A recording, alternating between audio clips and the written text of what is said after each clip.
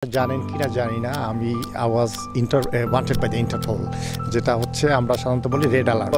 Red alert যে অল্প শোকে কাতর, বেশি শোকে পাথর। তা আমার ব্যাপারে সময়ের ব্যাপারটা ওই রকমেরই হয়ে গেছে। আর যে এক কথায়, wow, this is my land, আমার দেশ। সুগন্ধায় সুবাসিত আমার প্রাণের জালকাঠি।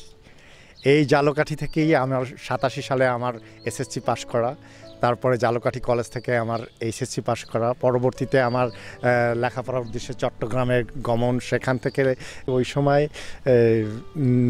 90-এর স্বৈরাচার বিরোধী আন্দোলনে আবদুল্লাহ আল নোমান ভাইয়ের নেতৃত্বে আমরা ওখানে যথেষ্ট আন্দোলন গড়ে তুলছি এবং আমি অনেক মামলা এবং হয়রানির শিকার হয়েছি, যেহেতু আমি ওখানে চট্টগ্রামের জাতীয়তাবাদী ছাত্রদলের সাংস্কৃতিক বিষয়ক সম্পাদক ছিলাম।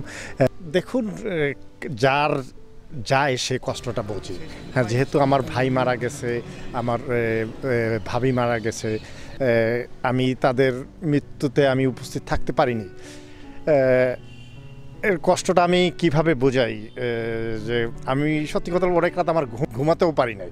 এবং দেখা যায় যে একটা সময় হয় কি, মানুষ মানে ওই কী বলে, একটা কথা আছে না যে অল্প শোকে কাতর, বেশি শোকে পাথর।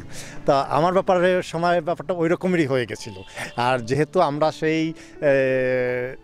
ছাত্র জীবন থেকেই ছাত্রদল করে যারা আসছি, তাদের কিন্তু ওই আত্মার চেয়েও একটা বড় টান হচ্ছে যাইয়া এই জাতীয়তাবাদী শক্তির প্রতি।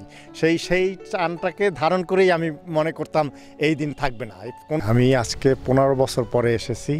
এই আপনারা জানেন কি না জানি না, আমি আওয়াজ ওয়ান্টেড বাই দ্য ইন্টারপোল, যেটা হচ্ছে আমরা সাধারণত বলি রেড অ্যালার্ট।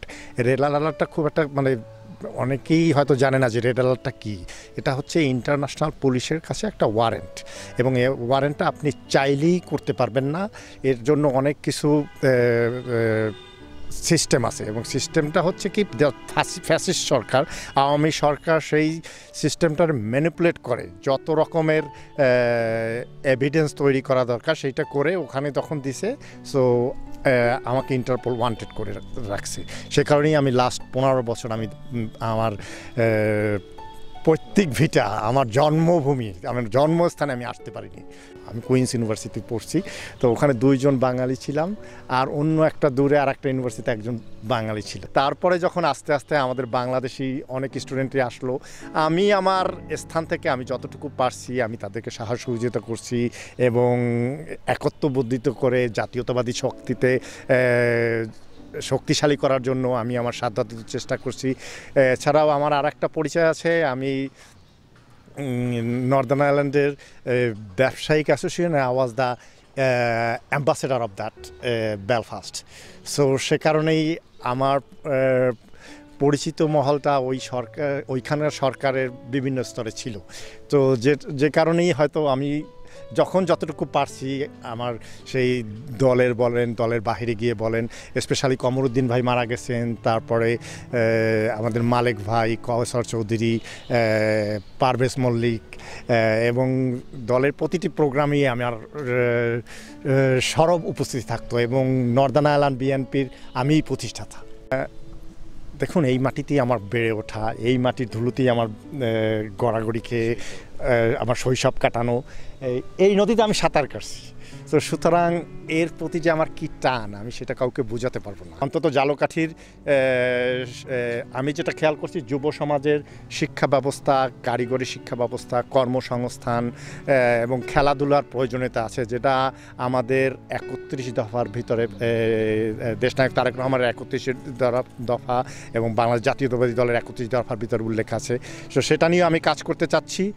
আর তারপরেও যদি আমার একক ভিত্তিতে কিছু করতে হয়, আমি যদিও সেটা উপর মহলে অবগত আছেন, আমার দলের যারা আছেন ওনাদের সাথে আমার শেয়ার করা আছে, আমি সঙ্গত কারণেই সেই জিনিসটা এখন বলতে চাচ্ছি না। বাট আমার জন্য দোয়া করবেন, আমি যেন এই জালকাঠির জন্য আমি কিছু একটা করে যেতে পারি, যারা দিয়ে আমরা সমগ্র জালকাঠিবাসী উপকৃত হই।